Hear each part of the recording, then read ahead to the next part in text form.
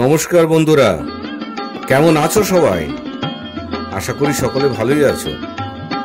আর তোমরা দেখছো রীতিন ভিশন। চলো কিছু করে দেখাই। তবে আজকে কিছু করে নয়, ঘুরে দেখাবো। আজ ঘুরে দেখব 200 বছরের পুরনো ইতিহাস।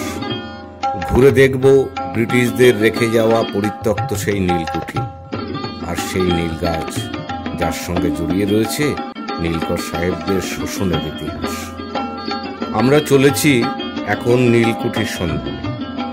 আমাদের গন্তব্য মুর্শিদাবাদ জেলার নওদা থানার অন্তর্গত পাটিকাবাড়ি গ্রাম।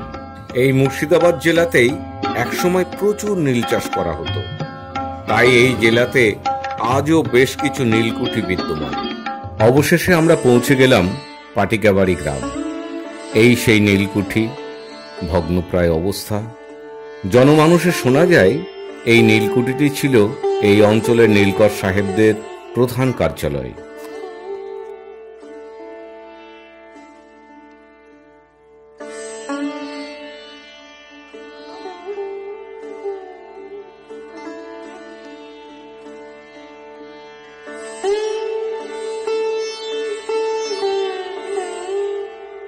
অবিভক্ত বাংলায় লুইস বার্নার্ডের হাত ধরে নীল চাষ শুরু হয় 1777 নাগাদ।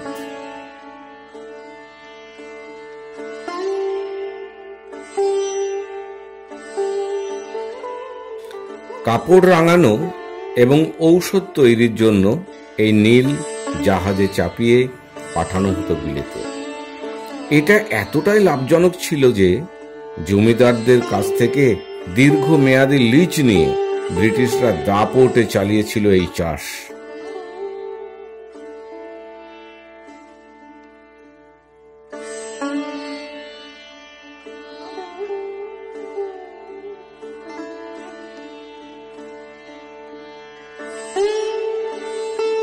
আজ ব্রিটিশরা চলে গেছে, কিন্তু এখনো এই রকম কিছু পরিত্যক্ত নীলকুঠি রয়ে গেছে।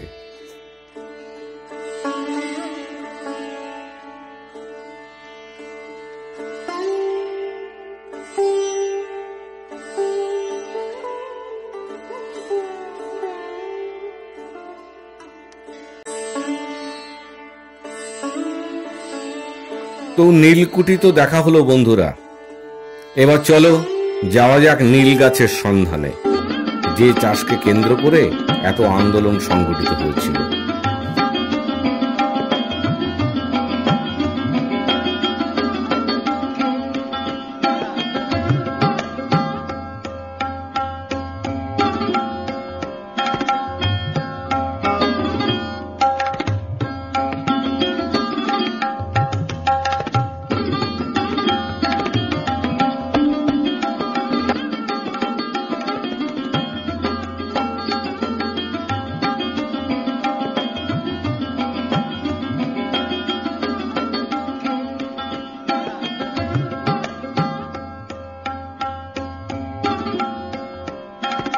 আমরা এখানে কিছু স্থানীয় যুবকদের নিয়ে বেরিয়ে পড়লাম নীল গাছ খুঁজতে।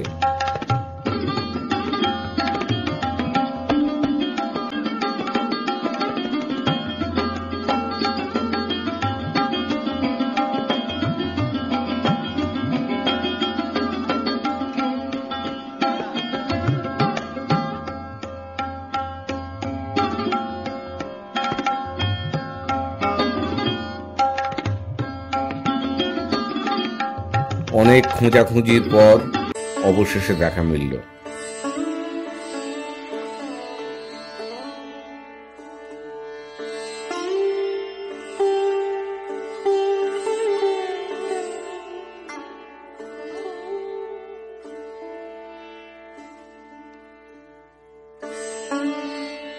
এই দেখো বন্ধুরা, দেখতে পাচ্ছ? এই সেই নীল গাছ। পাতাগুলি ছোট ছোট, বেগুনি রঙের ছোট ছোট ফুল। নীল গাছের বিজ্ঞানসম্মত নাম হল ইন্ডিগোফেরা টিংটোরিয়া। বর্ষার পর এই নীল গাছের প্রচুর চারা জন্মায়, কারণ এই গাছের প্রচুর বীজ হয় আর বীজ চারিদিকে ছড়িয়ে পড়ে, তার ফলে প্রচুর চারা উৎপন্ন হয়। এবার বলি এই নীল গাছ থেকে কিভাবে নীল প্রস্তুত করা হয়। প্রথমত এই গাছের পাতা ও ডালগুলো সংগ্রহ করা হয়, তারপর এইগুলিকে জলে 24 ঘন্টা ভিজিয়ে রাখা হয়। এরপর পাতাগুলি পচে যাওয়ার পর এই জল সবুজ রঙে পরিণত হয়।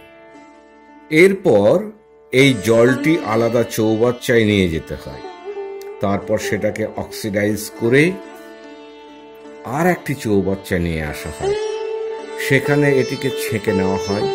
তারপর সেই গাদ সংগ্রহ করে রোদ্রে শুকিয়ে নিলেই প্রস্তুত হয়ে গেল নীল।